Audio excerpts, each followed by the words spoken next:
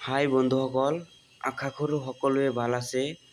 মই আজি আপোনালোকক দেখাম মোৰ পকা ধান খেতি। চাওক আপোনালোকে কিমান সুন্দৰ হৈছে মোৰ ধান খেতিবিলাক। চাই থাকক, এইবিলাক পকিয়ে গৈছে আৰু টেনশ্যন নাই, কেইদিনৰ ভিতৰত আৰু পকি যাব।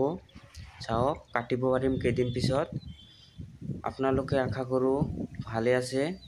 চাওক, এইটো হ'ল বৰপেটা ডিষ্ট্ৰিক্ট, কয়াকুছি গাঁও। চাওক কিমান সুন্দৰ ধান হৈছে। এতিয়ালৈকে মানে ধুমুহাই একো ক্ষতি কৰা নাই। পিছত বা কি কৰে এইটো ভগৱানে জানে। আৰু চাই থাকক আপোনালোকে কিমান সুন্দৰ হৈছে খেতিবিলাক, বহুত ধুনীয়া হৈছে। মানে মই পানী দিব আহিছোঁ আৰু ধান খেতি মানে 1 বিঘামান আছে, তাতে মানে পকা নাই এতিয়ালৈকে, পকিব আৰু গোটেইখিনি কমপ্লিট হৈ গৈছে বাহিৰ হৈ। চাওক, ইয়াতে পানী দি আছোঁ মটৰেদি। মানে এইটো খেতিত মানে অলপ কম পাকিছে, মানে এতিয়ালৈকে গোটেইখিনি বাহিৰ হোৱা নাই ধানবিলাক। চাওক কিমান সুন্দৰ পানীবিলাক, পানী দি আছোঁ খেতিত। চাওক, মানে বহুত ধান বনিছে ইয়াতে এইটো বছৰত। মানে এইটো বছৰটো ভাল বছৰ।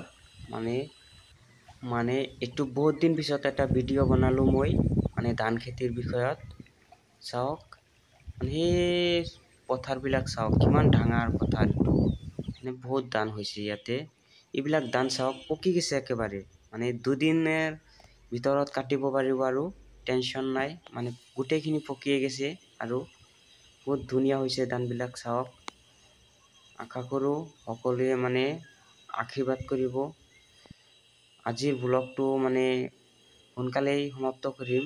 আপোনালোকে চাওক, এইটো মোৰ খেতি, মানে নতুনকৈ। আশা কৰোঁ সকলোৱে ভাল থাকক। Thank U.